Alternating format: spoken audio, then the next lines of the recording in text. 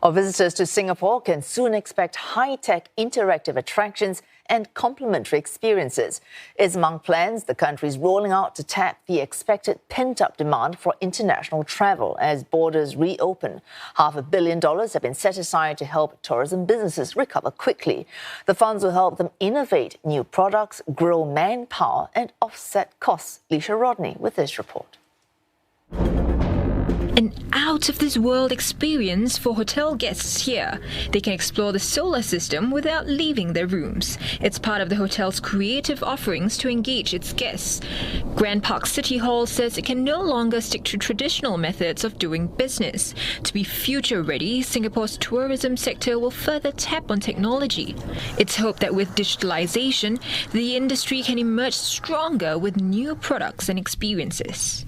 We need to effectively recapture the pent-up travel demand in the immediate term so that we can speed up our tourism recovery. We will double down on our efforts for Singapore Reimagine, our international recovery campaign to welcome travellers to Singapore to reimagine and discover the fresh and innovative experiences we have to offer the world. Over the last 2 years, the government injected over $1 billion to help the sector cope with costs such as rental waivers.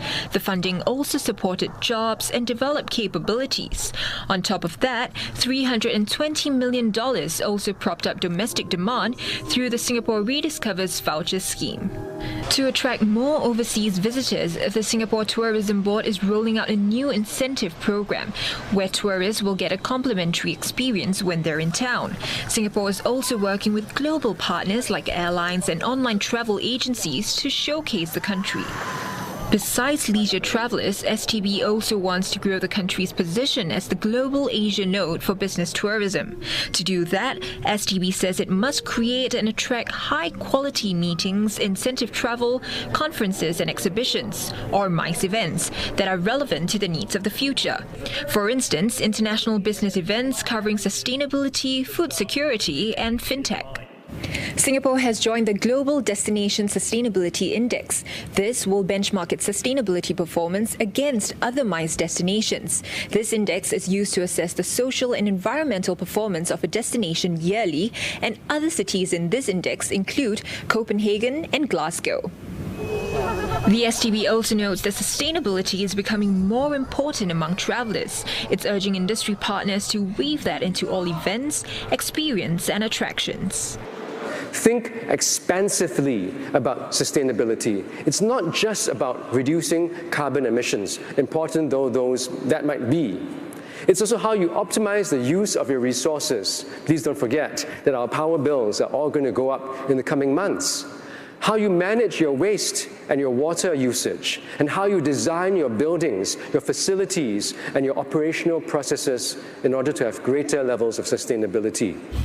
Singapore aims to be an urban wellness haven for travellers. It hopes easy access to offerings like sports, nature and the arts will appeal to visitors. There are plans to launch a wellness festival and an action sports facility on Orchard Road where visitors can skate, surf, ski and snowboard. The tourism sector wants to hire more people as its recovery picks up. The industry lost a third of jobs, roughly 25,000 during the pandemic. The Singapore Tourism Board hopes that training and job support will help businesses transform digitally and offer more new visitor experiences. Heidi Ng has more.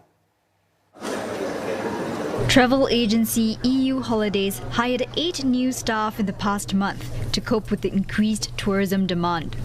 It brings their total staff strength to about 80. But the agency is still looking to fill 10 to 15 more positions to beef up its sales and operations. It's not alone.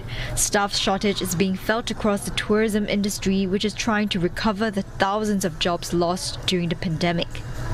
The Singapore Tourism Board hopes the manpower crunch can be eased with the reopening of land borders with Malaysia.